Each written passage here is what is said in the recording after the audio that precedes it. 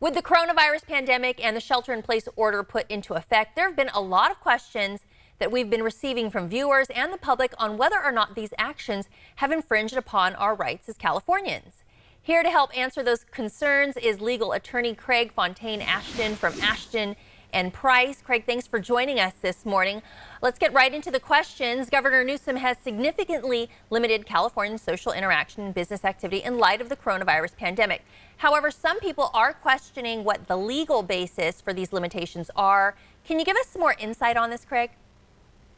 Yeah, definitely. So we have to go back to the beginning, which is the federal Constitution.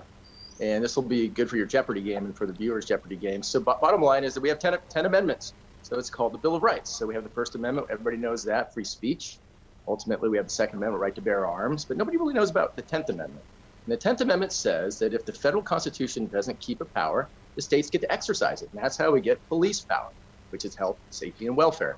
So when you get pulled over by the CHP, the right to do that is based upon police power from the 10th Amendment. So that's how we got to the COVID-19, essentially rules and regulations associated with the health, safety, and welfare of Californians. And it comes from the federal Constitution, which allows Governor Newsom and the municipalities to exercise police power to protect the citizens. All right, so when you talk about police power, under the legal umbrella of police power, what has Governor Newsom done here in California?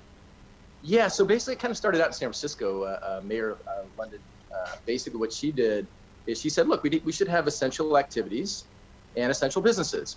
And so we applied that across the state. We were one of the very first to do it, and that's one of the reasons we have such a large population with a lower impact in many places like New York, et cetera. So essentially we have essential businesses, which is pretty much everything, if you read it, except for bars, except for casinos, except for nail salons, hair salons, et cetera. Somebody said that the hippies have won because marijuana is legal, but haircuts aren't. So we have essential businesses. So basically everything but those. And essential activities, which are basically, if you need something like food, et cetera, then basically that's where we go.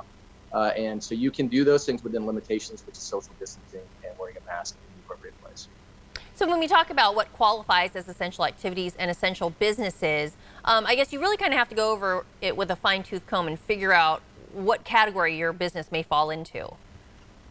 Yeah, so what we do with our clients, because with our employees, because we are an essential business, we give them a note that if they get pulled over, they don't get cited, because it can be a misdemeanor if you're violating this. It could be a $1,000 fine and 6 months in jail.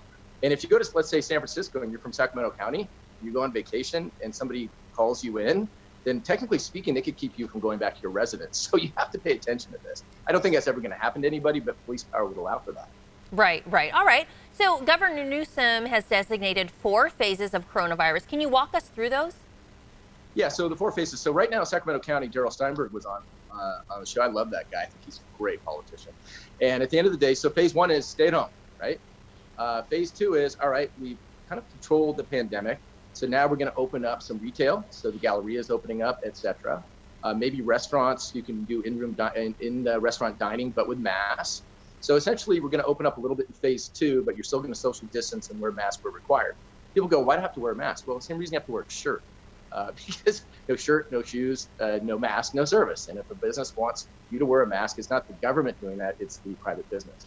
Phase 3 would be salons, gyms, those type of areas where social distancing is more difficult, bars. And then the last one is, your U2 concerts and, Lady Gaga, Kings games, which would be mass gatherings, and it's hard to social distance. That would be phase 4, when things look like they're getting better and they have a vaccine.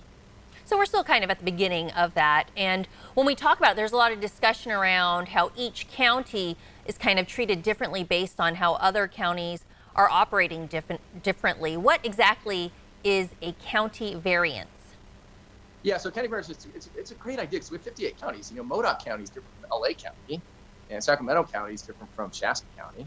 So basically, the government said, look, you can show us individually, state by or county by county basis, that you have exceeded some of our limitations, and they're changing. Used to be no deaths in 2 weeks. Now we got rid of that. Used to be 1 in 10,000 new cases. Now it's 25 out of 100,000. So it's starting to be a little bit more broad, so counties can go ahead and open up. Now 53 out of the 58 are opening up, and Sacramento County is one of the last ones. Still in phase 1, but it looks like on Friday that's going to change. Right. Well, and then there's some people like Tesla CEO Elon Musk. They're questioning the government's right to infringe on their liberty to stay in business or go to church. Would you say Governor Newsom's policy is constitutional? Yeah, that's a tough one. So basically, I mean, our liberty is curtailed when we have to go the speed limit. It'd be cool to go 100, but you got to go 65. It'd be cool not to wear a seatbelt, but because sometimes it's cumbersome. But we have to wear one, a helmet on a motorcycle. So typically, when it's health, safety, and welfare is the outcome, it's usually constitutional unless it's applied to, let's say, a synagogue and not a church. And at that point, there'd be a due process or equal protection issue. But as long as it's applied equally across the board and says all businesses within this framework can't move forward, then I think it's probably would meet the constitutional muster.